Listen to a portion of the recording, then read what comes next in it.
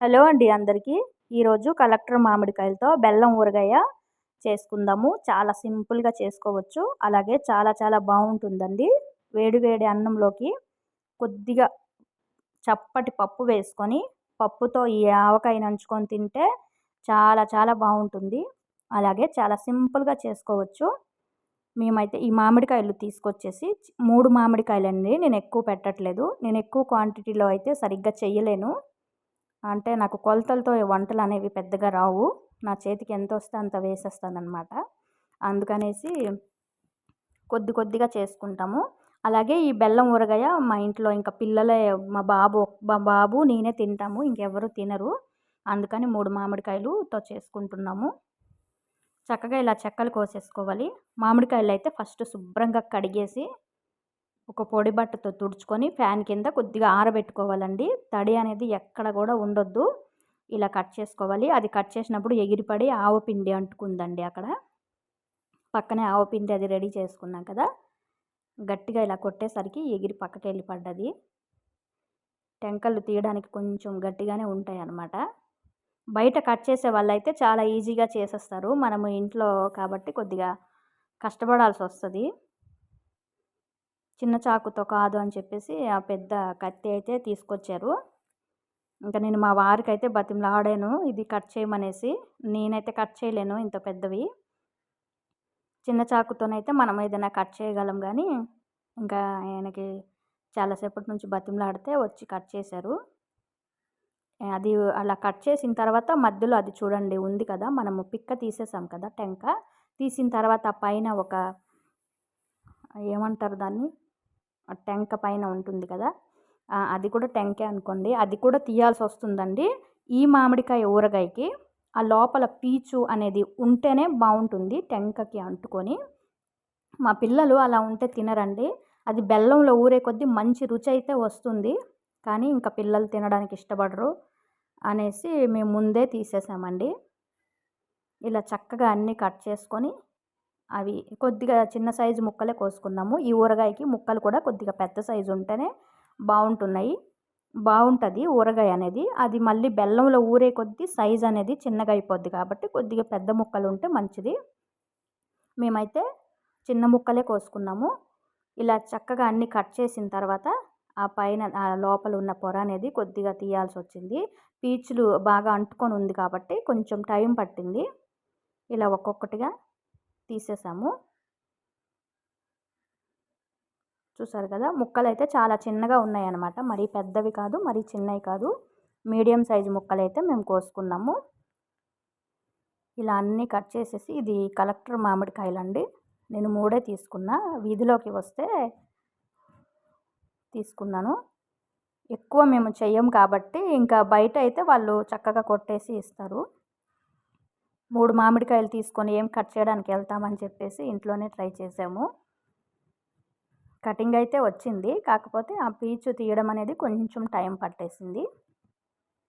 ఇలా అన్ని ముక్కలు కోసుకొని లాస్ట్‌లో అయితే చిన్న చాకుతో అయితే కట్ చేసి తీసాము కొన్ని ముక్కలు దాంట్లో నుంచి సెపరేట్ చేయడానికి.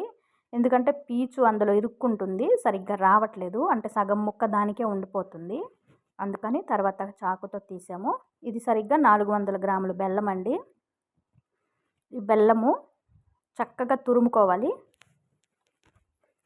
పెద్ద ముక్కలు వేసుకుంటే కొద్దిగా కరగడానికి టైం పడుతుంది. ఇలా చిన్నగా తురిమేసుకుంటే మనకి అన్నిట్లో తొందరగా కలిసిపోతదనమాట. 1 గంట, 2 గంటల్లో అవన్నీ ఊరిపోతాయి. ఇలా అంతా తురిమేసుకొని పక్కన పెట్టుకోవాలి.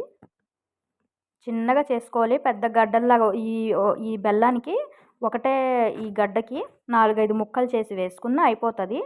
కాకపోతే ఇలా తొందరగా అయిపోద్దనమాట. కరుగుతది తొందరగా ఇలా కలుపుకునేటప్పుడే. చిన్నగా తురుముకోవాలి. మంచి బెల్లం వేసుకోవాలండి. ఇసుక, రాళ్ళు ఏమి లేకుండా మంచి క్వాలిటీ బెల్లం అయితే తెచ్చుకోవాలి. కొన్ని బెల్లం అయితే కరిగిచ్చిన తర్వాత వడగట్టుకుంటే చెత్త అది వస్తది కదా! అలా రాకుండా మంచి బెల్లం తెచ్చుకోవాలి. ఈ కట్ చేసిన ముక్కలన్నీ ఒక వెడల్పాటి బేసిన్‌లో వేసుకొని ఈ బెల్లం మొత్తం వేసుకోవాలండి. 3 మామిడికాయలకి మనం 400 గ్రాముల బెల్లం వేసుకున్నాము. బెల్లం అంతా కూడా అందులో వేసుకొని గడ్డుప్పు ఉంటే గడ్డుప్పు వేసుకోవచ్చండి. గడ్డుప్పు, ఆవపిండి, పచ్చి కారం పొడి అండి. ఫ్రెష్‌గా కారం పొడి నేను ఇప్పుడే మిక్సీలో వేసి పట్టుకున్నాను. ఉప్పు అయితే కొంచెం తగ్గించే వేసుకోవాలి. తర్వాత సరిపోకపోతే వేసుకోవచ్చు. ఎక్కువైతే మనం ఇంకా తీయలేం కాబట్టి ఎందులో ఏసేటప్పుడైనా కొద్దిగా ఉప్పు చూసుకొని వేసుకోవాలి. ఈ ఊరగాయకి గడ్డుప్పు వేస్తే చాలా బాగుంటుంది. మనకి ఊట అనేది బాగా వస్తుంది. ఆవాలు, మెంతుల పొడి ఒక కప్పుడు, మరీ కప్పు నిండా కాదు, కొంచెం తగ్గించి వేసుకున్నాను.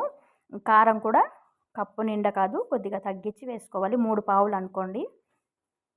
ఇవన్నీ వేసేసి ఇందులో వెల్లుల్లి మళ్ళీ మెంతులు వేస్తే బాగుంటుంది. కానీ మా పిల్లలకి నచ్చవు. ఆ మెంతులు తగిలితే అసలు పచ్చడి ముట్టనే ముట్టరు. అందుకని అది నేను పొడి వేసేసాను.